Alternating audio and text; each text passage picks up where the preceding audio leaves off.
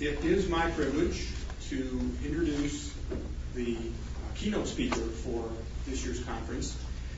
You see his name here on the screen, Terrence Connolly. And he's from General Motors. Terry grew up in central New York near Syracuse, earning his Bachelor of Science degree in mechanical engineering from Princeton. Yeah, thanks for the kind words, Dale, and good morning. It's a pleasure for me to be down here this morning. I can provide maybe a little bit of a customer perspective here and offer you some of the challenges that we see from the auto business, which I hope you'll find interesting. And I'm going to challenge you that reinventing the tire will indeed be something that's necessary to do on, I'll say, about the same set of timelines. And it's no small set of challenges, really, for either of us. There's some mega trends going on which you and we in the auto business need to recognize. The world's becoming much more urbanized. Look at the dark line here. When most of you were born, the world was about 80% rural. By the time you die, it'll be about 2/3 urban. Congestion and parking are huge issues in these cities. And as vehicle traffic slows down, guess what? CO2 emissions per mile go up. So somebody has to break this paradigm. Something has to break this paradigm. You'll find every city around the world has some policy initiatives that deal with this. Several of them even have things like congestion charges. They have policies to take away parking spots, if you can believe that. They're all aimed at basically deterrence of use of personal vehicles in the city centers. Others basically have chosen to mandate a lot of other opportunities here to try and drive that personal usage down, ways where things like hybrids and electrics actually don't have that much of an advantage. Some people use vehicles with very light load down at the bottom corner, some with very heavy loads where things like diesel engines have long proved that they have very substantial advantages. Now for city center, and I'll say even metropolitan usage, the lower left on this chart is where people are tending to operate. And there are a lot of significant opportunities to do something different. And this is the area where these alternatives are starting to emerge, which is fundamentally why you see battery electric vehicles and what we call EREV, the extended range electric vehicle, and fuel cells and so forth emerging.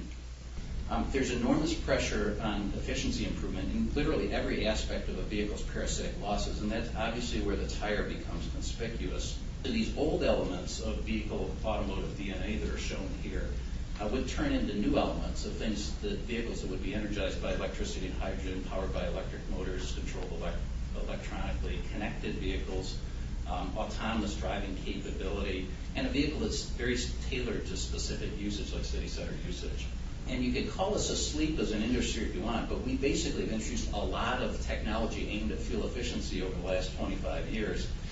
And basically what we've delivered is 1% to 2% per year for the last 25 years. So huge challenge to step that up to 5%. That challenge is going to create also a huge business opportunity for automotive suppliers. And many of these may be actually brand new entrants to the automotive supply world that are really not even in that business right now. I think in everyone's vision, tires remain the linchpin of every dynamic aspect of what a vehicle is. And the tire industry has a very long and I'll say productive history of continuous improvement, which we'll talk about here in a second, that benefits the vehicle. And you form very productive and what I'll say mutually beneficial relationships with auto manufacturers really since the early part of the 20th century. But I'll argue that some of that same stability may disable reinventing the tire. And we have a deep list of challenges for you, which I'll get to here in a second. And finding solutions to some of the long-standing problems that I've talked about here and finding them fast may be just as critical to your business as it is to our business. And I'll say, as with everything else around the auto business, there's really no easy path. The customers want fuel economy, but they also want acceleration, stopping distance, evasive maneuvering, et cetera. We're probably to the extent of where the best performers were a decade ago. So here comes my set of challenges to you specifically. I see a number of areas where we expect reinvention of the tire. And if I do a sort of cursory look at 100 years of tire technical history, there's a pretty hard-hitting set of things that happened in the early years of the industry, basically leading up to World War II. The pneumatic tire, obviously, in 1889, the Schrader valve in 1898, braided steel wire beads, the tubeless tire. I didn't realize this was actually invented in 1903, not introduced until about 50 years later in the automotive industry. Tread designs for traction, carbon black, synthetic rubber tires. And then I'll give Michelin the credit they deserve for the introduction of a radial tire on the 1948 Doshebo.